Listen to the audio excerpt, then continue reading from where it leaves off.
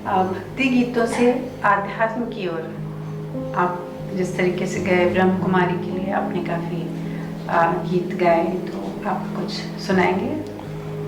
मैं बहुत बड़ा भाग्यशाली हूँ इस मामले में कि जब मैंने बाबूजी से भी कहा था वो लाल लाइट लेने के लिए परमपिता शिव लिखा हुआ, तो वो ही मुझे प्राप्त करना था। प्रभु ने शायद मेरे ज़िंदगी में लिखा था। और मेरे को वहाँ की सबसे बड़ी प्रिय दादी, वहाँ 3 दादी बहुत चर्चित रही हैं, दादी प्रकाशमणि जी, गुलजार दादी जी और जानकी दादी जी, जो तीनों आज भले ही संसार में नहीं है लेकिन आध्यात्मिक जगत में आज भी वो जिंदा हैं, उनके विचार जिंदा हैं, उनके कार्य जिंदा हैं, जिनको आज सब लोग आत्मसमर्पण करके सुनते हैं। हजारों करोड़ों लोग उनके मेंबर हैं, करोड़ों का चंदा आता है। हमारे प्रधानमंत्री जी तक दीवाने हैं और दिल्ली में तो इतने कार्यक्रम करवाते हैं। प्रधानमंत्री जी स्वयं ब्रह्मा कुमारी विश्वविद्यालय में आया, जिनको मैंने आंखों से अपने सामने देखा है कि उन्होंने किस तरह से आध्यात्मिक गीतों पर अपना स्पीच दिया था, किस तरह से उनकी सेवाओं से प्रभावित होकर बातें कही थी।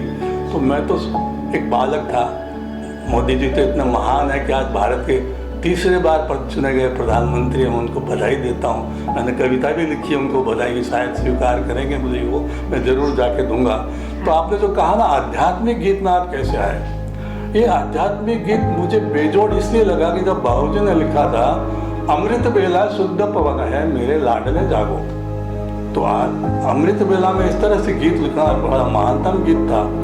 तो मैं भी जब वहाँ पहले बार ब्रह्मा कुमारी विश्वविद्यालय में दादी प्रकाशमणि के माध्यम से बुलाया गया, तो उन्होंने भी मतलब जो है मेरी भजन संध्या रखी थी। और बड़ी बात बताऊँ आपको, वो भजन संध्या ओम शांति भवन में रखी गई थी। वहाँ पांडव भवन में तो वो लोग रहते थे, दादी जी वगैरह, और जो ब्रह्मा बाबा बोलते हैं उनका स्टेचू वगैरह सब, तो मंदिर वहाँ बना हुआ था। आध्यात्मिक ज्ञान वहाँ से लोग दादी बाल आके उस ओम शांति भवन में सुनाते थे। ये ओम शांति भवन भरत व्यास जी से निर्मित रखा। पहले वहाँ पे कल्याण जी आनंद जी नाइट हुई थी, जब वो नाइट करके गए, उसके बाद में उन्होंने मुझे बुलाया। हालांकि हरिओम शरण जी को भी उन्होंने बोला था, लेकिन वो जा नहीं पाए, और मुझे बुलाया तो मैं गया।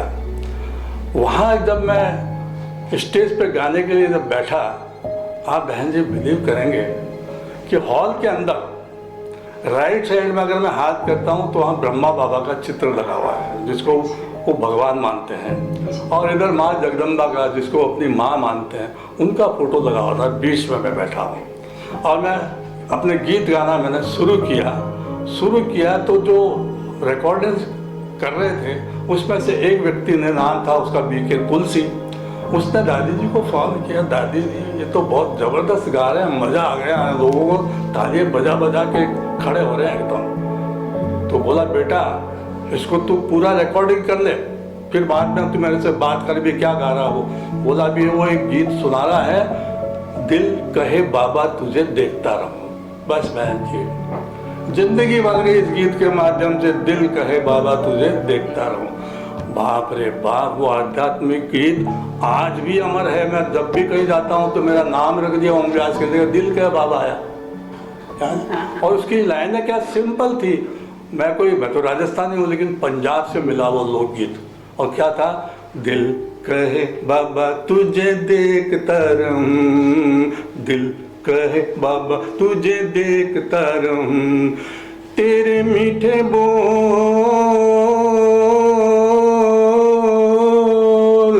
तेरे मीठे बोल बाबा सुनता रहूं, सुनता रहूं, दिल कहे बाबा तुझे देखता रहूं। बाप रे बाप, क्या पूछो, उस गाने के थमने का नाम नहीं लिया, 3 बार गा लिया तो भी वंस मोर। अरे भाई हुआ क्या इसमें, तो मैं भी खुद प्रभावित हो गया। और आप बिलीव करेंगे बहन जी, मुझे कहते हैं स्वाभिमान फील होता है। उसी दादी प्रकाशमणि ने वो जो मैंने 10-11 भजन राजस्थानी लोकगीत भी गाया था, वो सारे कैसेट बना दी। उसके बाद तुलसी को ऑर्डर किया कि इस ओम व्यास की कैसेट का नाम रख दे ओम संध्या। बस उस ओम संध्या के माध्यम से ओम व्यास वहाँ पे चल पड़ा।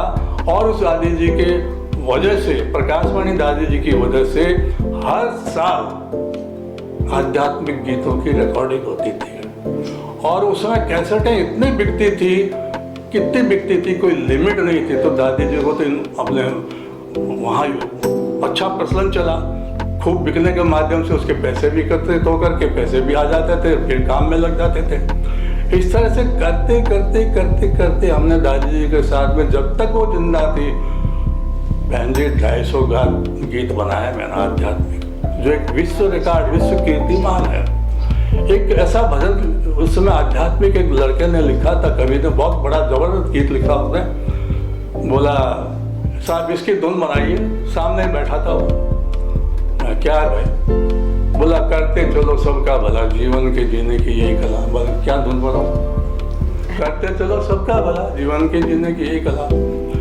ऐसा दिमाग दौड़ाया उस बाबा ने, आध्यात्मिक गीतों के माध्यम में दादी जी ने ऐसा आशीर्वाद दिया और उसकी गीत पर की धुन बनी।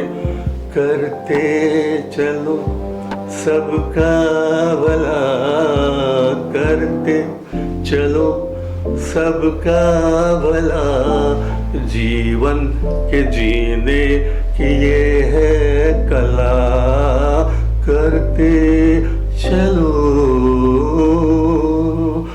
पुण्य करो परमार्थ करो, योगी बनो निस्वार्थ बनो, कर भला तो होगा भला, गाने की मेरी यही है कला, करते चलो। क्या बात है, बहुत सुंदर।